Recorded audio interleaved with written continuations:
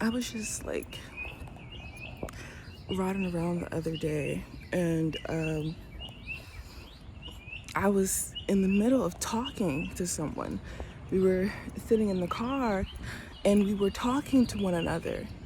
And, while we were talking, all of a sudden, his eyes, like a car passes by and his eyes, got diverted, and he stared for a while. And, but I was looking like fully at him, so I didn't know what it was that he was looking at. I didn't know that a car going by. I didn't know what was happening. So I, just followed his stare to try to see, what is it, Well, when I looked, he was looking at a passerby in their car. Now it's possible that he was looking at something else, and that person just happened to come up, and that's what he was kind of looking at absentmindedly. I don't know, but with my dealings with this man, afterwards, because like it was very like obvious, like it wasn't like a secretive stare, like I said, I was full on looking at him, and then he was off to the races. And so I didn't say anything because whatever. But he kind of subtly brought it up, and again, I didn't say anything. I was like, oh, whatever. Because that's like how he is. Like he doesn't, he's just like that.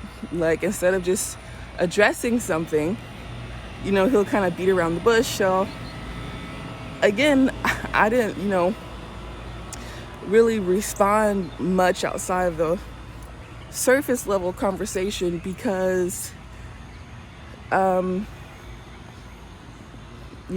whatever. But it made me think because,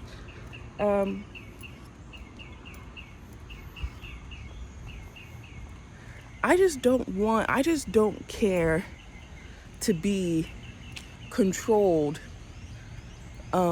by my eyes any longer. I have spent a lot of time,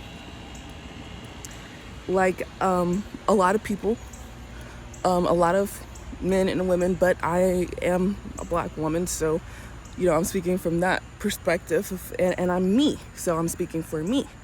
So spend a lot of time, concerned about, looking good and being cute and having a small waist and a fat ass, and, playing the comparison game, who's the baddest bitch, who's the best, etc. and so forth. And then, receiving treatment in some instances according to other people's perceived other people's perception of me. Am I cute enough to be respected? That kind of thing. So it has been how I look has consumed so much of my brain power. I'm a very intelligent woman. I'm a thoughtful philosophizer. But so much of my time has been spent thinking about appearances. And as an intelligent woman, I'm not gonna let that time go to waste. So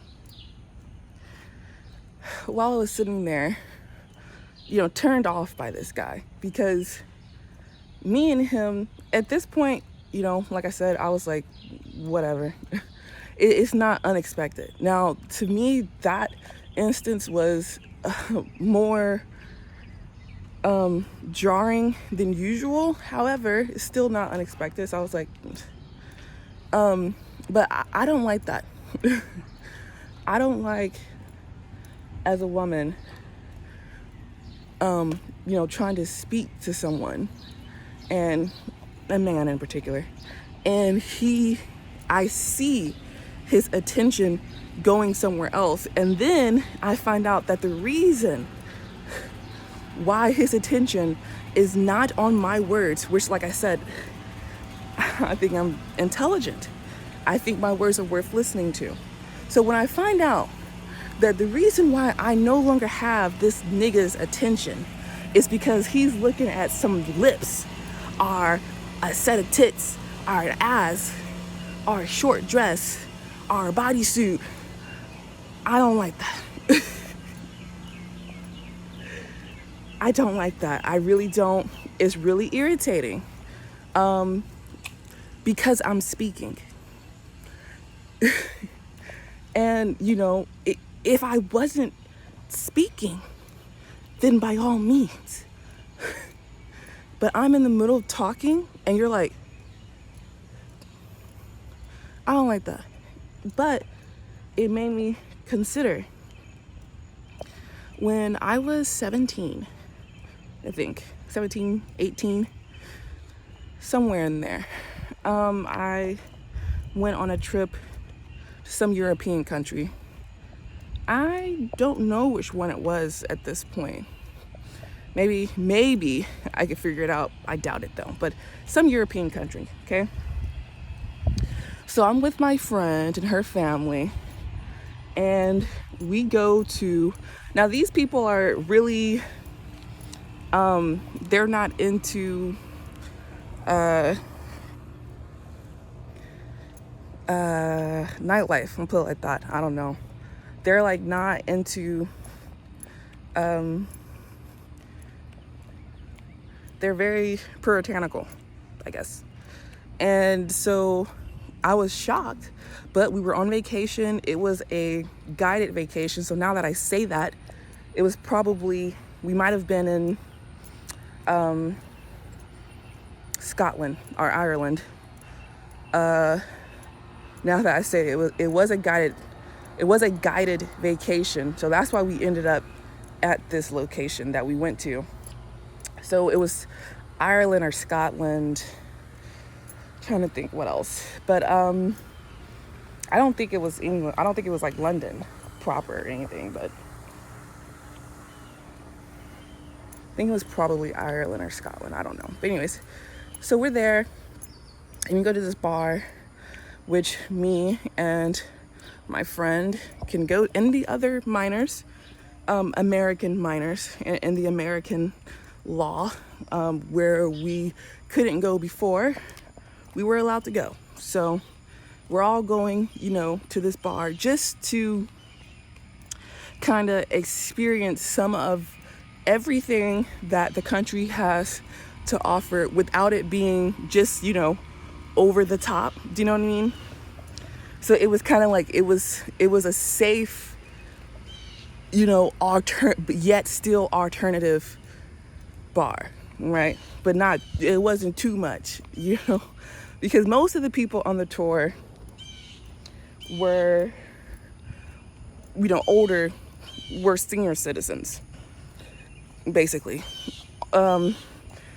Almost every other person who was on this guided tour of these countries were senior citizens.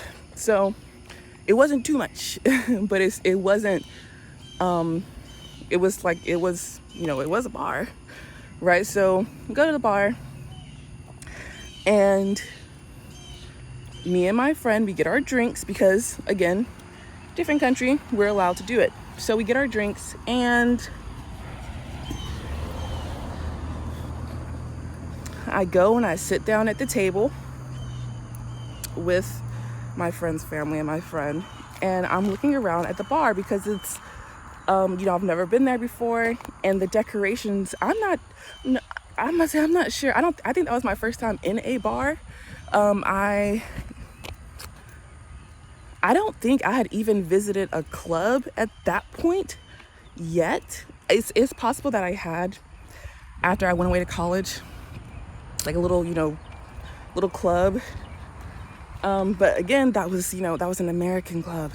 I was in a bar in a different, country, and it was a bar. It wasn't a club, as I understood it. So it had all kinds of like, I want to say that and I'm not sure, but I want to say the decoration was it was like graffiti-ish type, and like just very, if you were open to it, if you had enough time to look around you and take in your surroundings, it was very eye-grabbing things, right?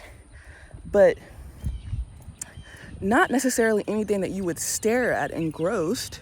Eye-grabbing, it'll catch your eye, but that's it, right? So I'm looking around, and they have TVs mounted on the walls as well. So I just so happened to look at a TV to see what they're playing on it, and nothing to me is really out of the ordinary at this point. Nothing that perhaps I haven't seen before, but in a different context. Like I said, I'd never been to a bar, but I was 17, in the age, in the year 2010, 2011. So, I had been on the internet for a good few years at least, okay? So, and I grew up watching plenty of television. So it's not like I didn't see anything that was all like, even though it was a cool locale, I did like it. Like the decoration, I thought it was interesting, but nothing. I wasn't at the freaking loo, like staring at Maya Angelou, or, I wasn't looking at the statue of David and contemplating, so fine, right? Well, as I'm looking at the TV, because the TV is not playing, like a show, like a sitcom or anything like that. It's playing flashes of images. So the image would come on really fast, and I don't even know how many seconds they were on the screen. It would come on long enough for you to register what you were seeing, but no more. That's it. So quick, new image. Well, so I'm watching it to see what they have, and I can't tell you what all they had showing, but I can tell you one thing certainly that they had showing, and that was a still of porn. Right before my very eyes, there, sitting at my table on the side wall of a crowded bar in a foreign country, 17-year-old Danny was watching that TV, and I saw a flash of porn. And I'm trying to remember if I heard it as well. I don't know, but it was porn. Again, very quick. And so, for the rest of the evening, for the rest of the time that we spent there, I did not want to take my eyes off of the screen, because I wanted to see what else they were going to show. Was I going to see the porn again? What's happening? Again. So, I can't, like I said, my friends, family, the people who I was there with, the people who were responsible for me. Like I said, that wasn't their scene. So, I don't know how long we stayed there. It wasn't all night. Probably just stayed there long enough to have a drink and leave. I probably. But for the rest of the time we were there, though, you best believe I was looking at that screen. And, who knows how long they've been doing that little trick. But I imagine that they're, depending on what's the mood, there might be bets. And depending on the time of day, or, who's there, who's staffed the bar, there's like,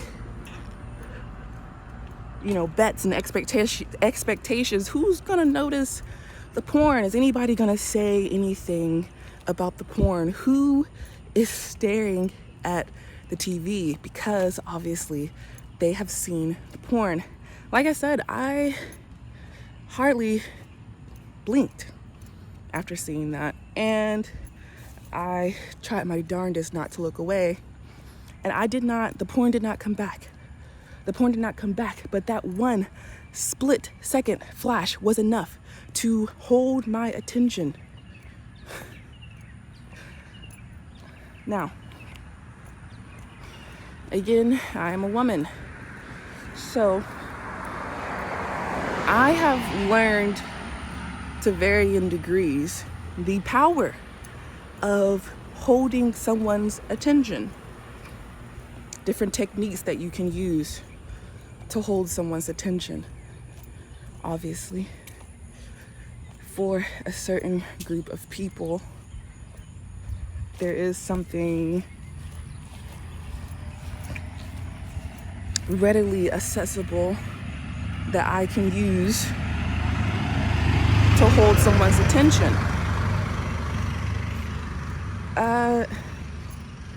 And I have used it before, whether intentionally or unintentionally.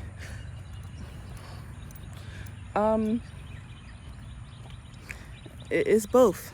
Sometimes that's my motive, and sometimes it's not, but it happens anyway.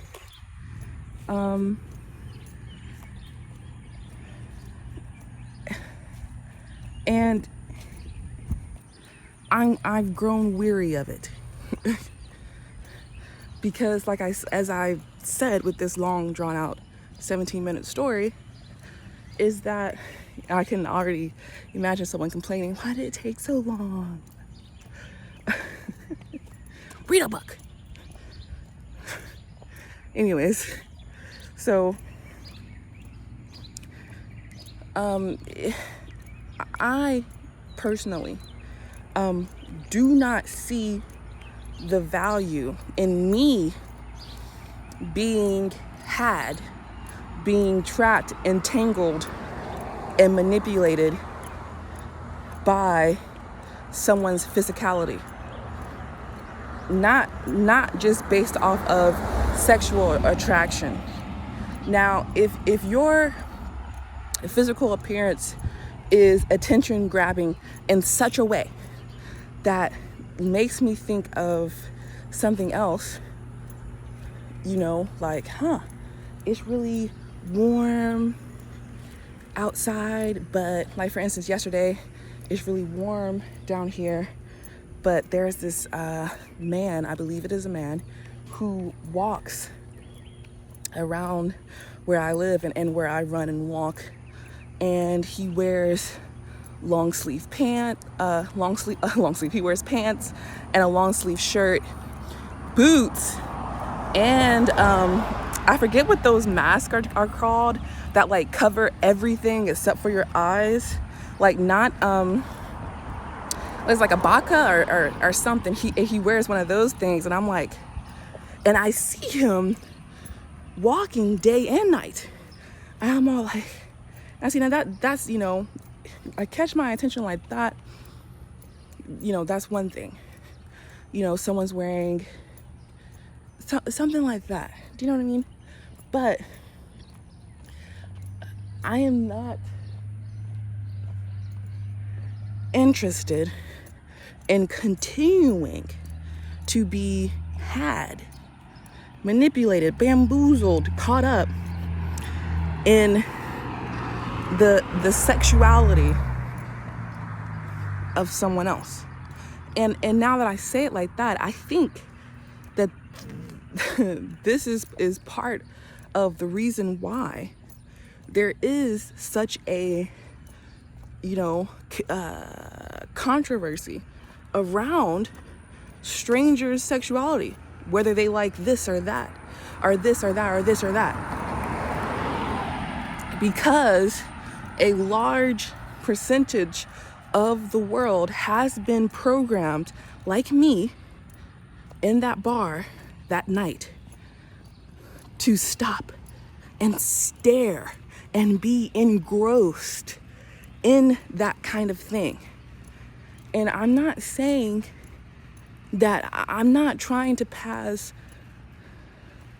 moral judgment on it for the masses. I'm not interested. What I'm saying is I am not interested any longer. For instance, yesterday, I was watching a video on YouTube, a YouTuber that I follow. I'm not even sure. I went back through her videos and I'm like, I wonder what video of hers made me follow her. She is a former stripper, so that might be it, because I really like stripper vlogs and all that stuff. So maybe that's it. But she posts this a lot of cooking in my lingerie videos, where she makes a recipe in her lingerie. So this video, like I said, I don't remember following her, but the video that came up on my timeline and I saw that I was following her was it was, I think she called it a cooking twerk, and she was just wearing like a PJ set. It wasn't very like lingerie-ish, but it was, short shorts and thin fabric. But I thought she looked cute, and I was like, well, at first I was gonna not watch the video, and then I was like, I'll give it a try, right? So I turned it on and see, before, like I said, I have been caught up in, how do I look? Am I cute today? Is my waist on flat and my ass on fat? You know what I mean? So one of the rules that I would use to compare myself, to judge myself, to analyze myself is, okay, this is what she looks like. Okay, this is what her waist on flat ass on fat looks like. This is the kind of reception that she receives. Now, how does that hold up to me? How do I look in this dress? How do I look in those dresses?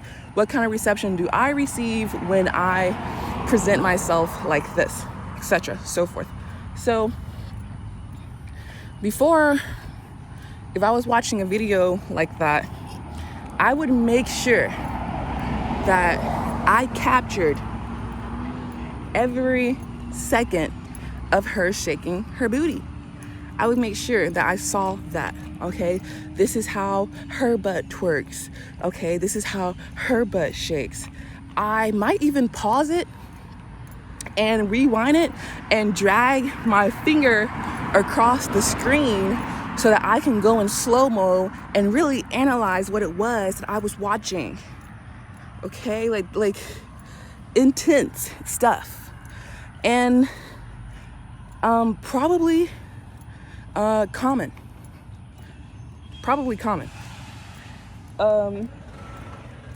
between men and women, whatever, right? So, but this time I was watching it and I found that I didn't care to do that, because I really wasn't God, I'm gonna sound like those guys who talk about Playboy, right? But I really wasn't watching the video for the twerking. So I didn't care if I missed it. I didn't care to, I was sitting with people who were talking to me. So I didn't care to if I need to look away from the screen, let me pause it really quick to make sure that I don't miss it, all that stuff. I really wasn't interested. And that was before I went out with that man and that whole staring incident happened. And the other day I said it's just,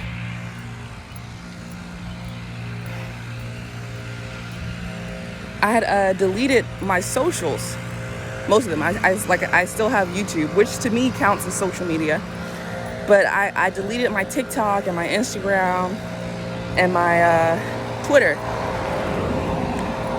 which I spent a lot of time feeding myself my old habit, following women just because they were cute. And for no other reason, really. Checking out women, looking at pictures of booty, shaking booty, more of the same.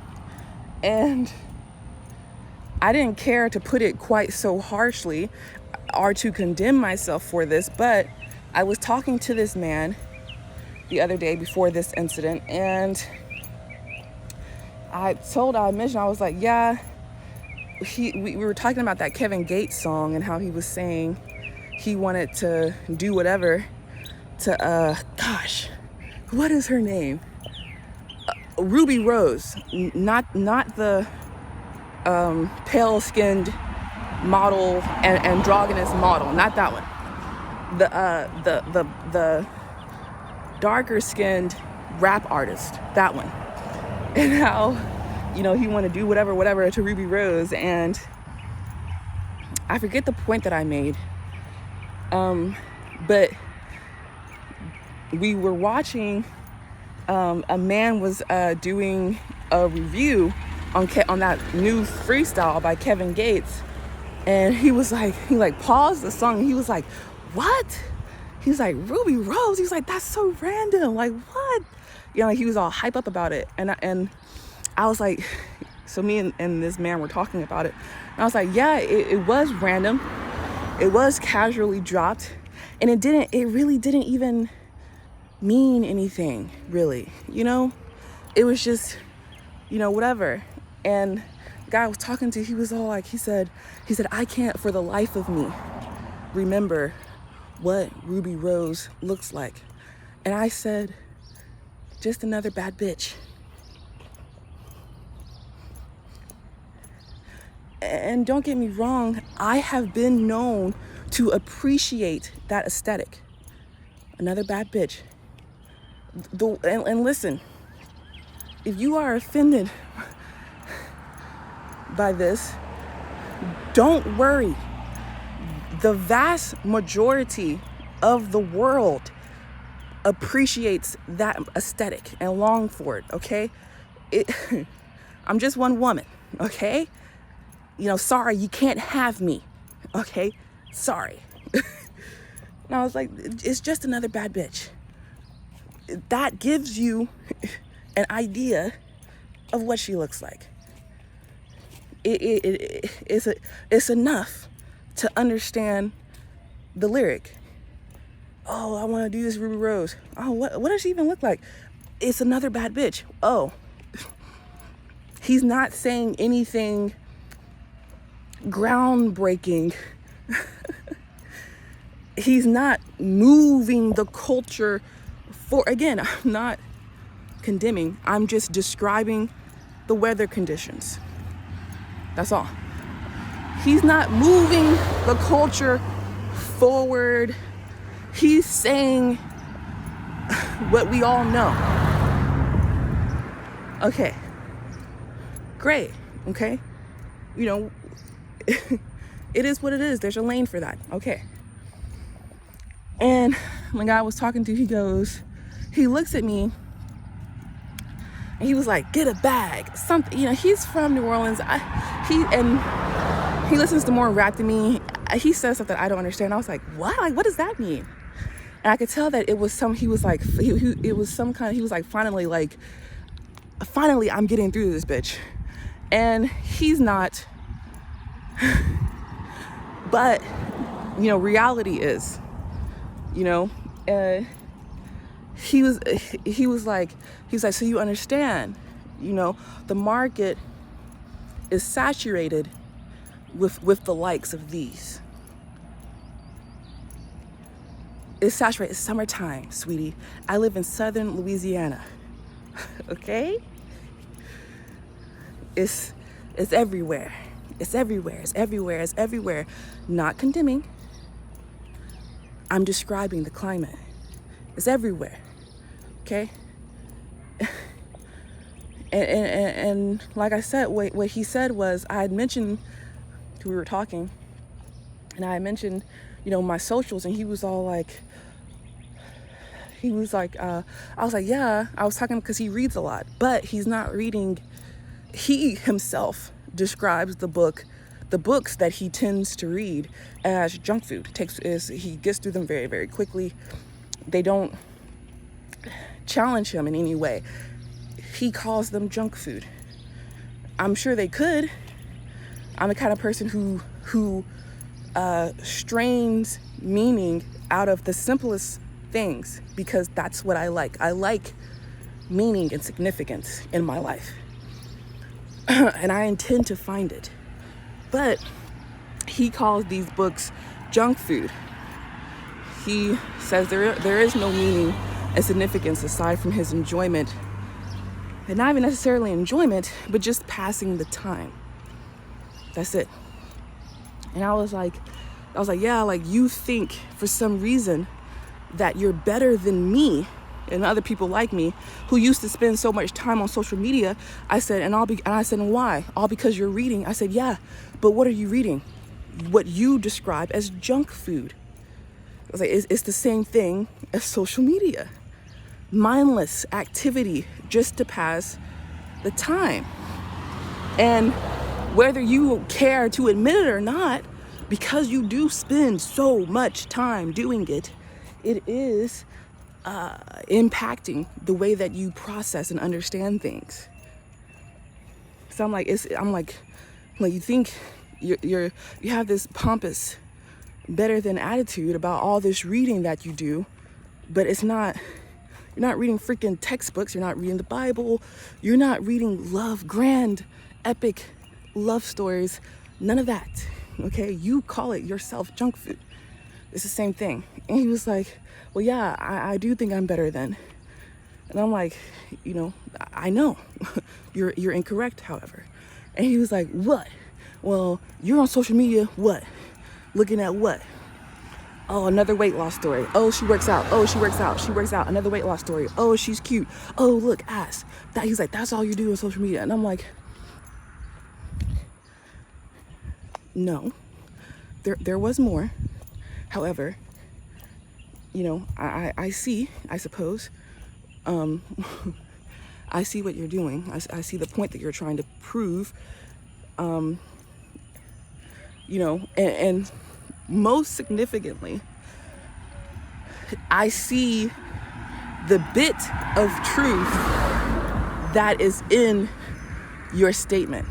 Most important, like I said, I am determined to have significance and meaning in everything.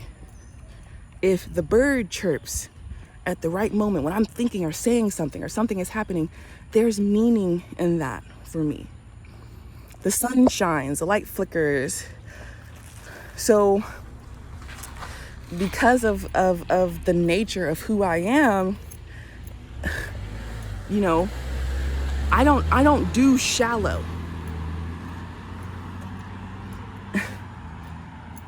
I don't do wasted time. I don't do mindless. I'm not afforded that luxury, especially because of the experiences that I've had that have led me to be ostracized if I'm saying that right, even by society and by people closest to me. Oh, she's crazy, she needs help, she's bipolar, she's schizoaffective, she take her meds, take away the children, oh my gosh, she snaps. So I'm not afforded the luxury of mindless. I don't think there's a second in my day where I am mindlessly doing something. There's not a second when I dream and I close my eyes to sleep in which I am mindlessly enjoying my body's rest.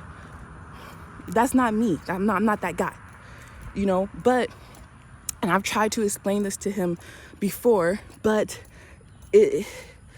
like I said, and like he has admitted, he enjoys feeling better than.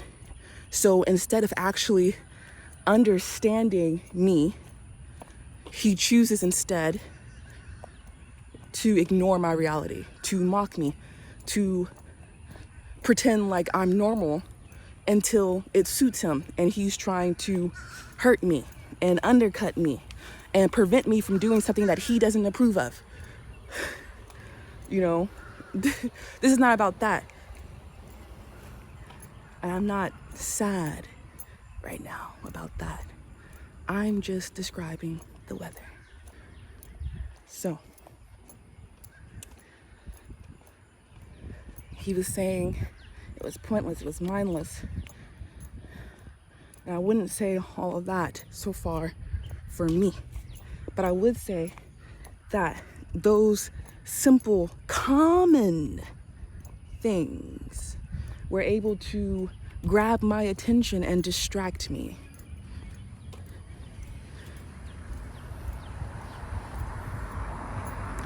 I'm not interested in being a prisoner to things such as those any longer. I'm not interested in being a prisoner to it. What I've seen a lot, and some that I've experienced being alive and being concerned about how cute I am, is when a bad bitch enters the room, if you don't immediately clock that you are in fact badder than that bitch, and this is something that I didn't even know other people really felt, but before I left socials, I saw people describe it in vivid detail on Twitter, and I was like, whoa. I was like, whoa, what is this? This little kernel of truth in the Twitterverse. And I was watching a video about the science of physical attractiveness just recently, and again in the comments, that little kernel of truth, and women were saying, oh yeah, I have been around, where I'm with a man who I expected to have his attention, and a bad bitch comes in, and immediately I start to feel a certain kind of way. I feel it in my gut, get nervous, get kind of knots in your gut, because you already know that this woman has upstaged you, and you've been upstaged. And it's not, it can be an unpleasant feeling. It doesn't have to be. You could just appreciate beauty, effort, if you find that that's what it is. If that's all you see, you could see something else happening, but whatever. So I was like, damn. Now on this YouTube video, the tone in which people were describing this feeling was very intimate and vulnerable, like we were in a group therapy. But on Twitter, because Twitter is Twitter, the tone was mocking. these women were saying how, 'cause it was a video about, like a woman was with quote unquote her man. It was just a skit. And a girl with a really fat butt walked by, and her man saw her first, and he looked. And so then she looked, and she reacted over the top, like, God damn, woo, woo, you see that? And then like she gave him a high five. And so people were all like, oh, like girls who do all of that, you know, they're just like, they've just, you know, had to accept that that's what their man does. And, you know, they're just like trying to pretend like they're okay with it. That's why like the reaction is so over the top. And then they describe that feeling. They're like, they know damn well that as soon as they saw that woman start feeling anxious, nervous, upset, maybe sad, embarrassed, started feeling that knot in their gut. And I was like, what I was thinking to myself was, now, like I said, they're making fun of this hypothetical woman that they don't know. However, they know so intimately what happens when you've been upstaged. And so obviously I was like, they're speaking from personal experience, because no woman is going to admit this to another woman. And of course, obviously, this has been admitted, but in secret corners, in anonymity on the interwebs, you know, where someone felt like they could, because there are people like the facade that those Twitter users were putting on, like, oh, this is how she felt. No, sweetie, that's how you felt. And it's fine. It's common, you know, and we have been so conditioned to compare and compete that we believe it's natural for you to feel a kind of way when you have been upstaged. Listen to Megan Thee Stallion, listen to Ken the Man, listen to Beyonce. We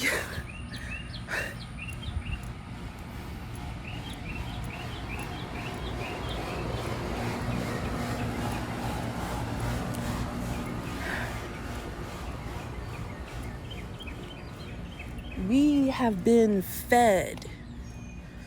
And For Harriet, Kimberly from For Harriet had a topic about this. I didn't watch the video with all of my attention. I was doing other things. It was background noise. But she has a video, again, that's For Harriet here on YouTube. I might have to go watch it now. Maybe. Where it was called something like Meg's brand of feminism. Like this brand of feminism and female empowerment that we are being fed, that goes, and like I said, I didn't watch the video, so I'm not sure she's saying this, but what I have experienced is this brand of empowerment goes something like, I'm better than you, woman. Me, woman, I am better than you, fellow woman. I can steal your man if I wanted to. I'm so fine. I can suck dick really good, and my pussy has a ton of grip. These lyrics might as well be verbatim. Okay? Like, if I should become a rapper, let me know. Okay? But that's the brand of empowerment. And like I said, I'm a firm believer in extracting what you will from your life. So I can easily, because of how I am, twist this And think of it like this. Well, yes, I am saying all of these things. However, it's not really directed at other women.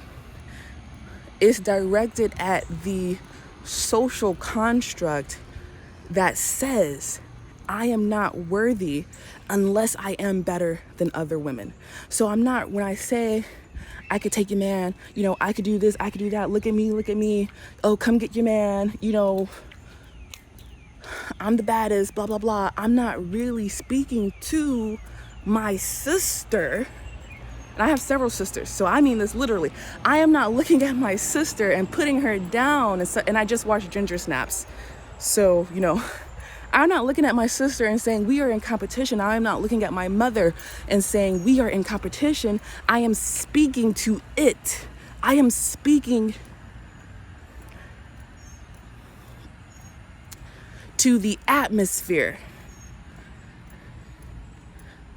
You know, and, you know, like I said, the argument can be made that if you understand that you too are a bad bitch, then we can say the same thing, and we understand that it is not aimed at one another.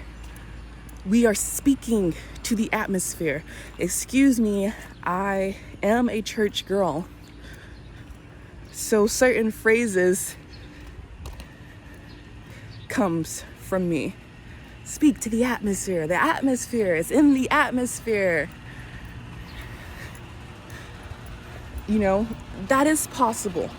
However, like I said,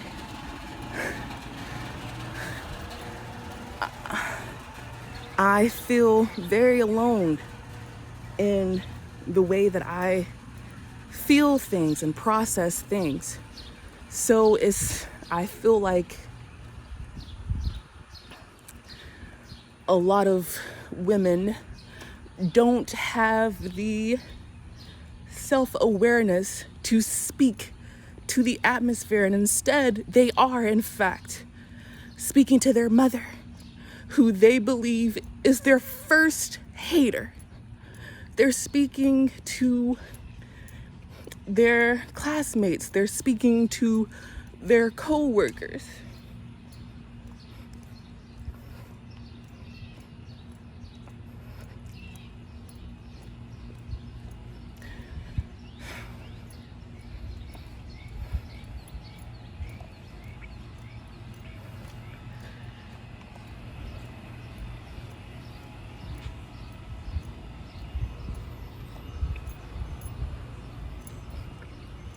And I was watching a video yesterday, and she said in the video, a woman said, I believe that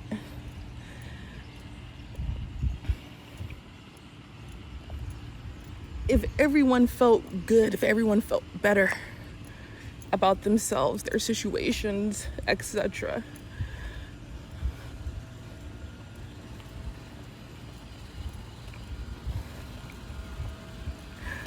then the world would be a much different place.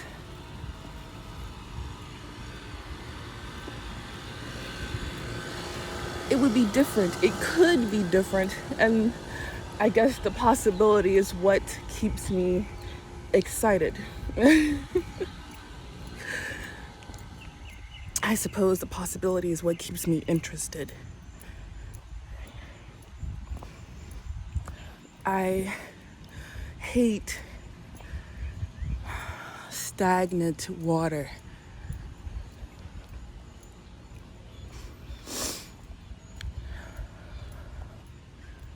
I want the water to be stirred up. I want the water to rush and come in like a flood and overwhelm. I don't want it to be stagnant and full of sickness. And I don't want it to be a false promise, offering relief, but under the surface is death. And so it is important to me that I am not caught up by the shallow end of things. It's important to me that I understand and that I extract significance and meaning. Shake your ass by all means, but understand that if you expect to hold me and to have me, you're gonna have to give me more than that. Don't be stagnant water, promising something and delivering something much more sinister. If you must twerk, cook as well. But anyways, I've rambled, I've cried, and I just knew I wasn't going to. And this has gone on I was supposed to run, but I walked for an hour. That's gonna have to do. Anyways, I'm going home now.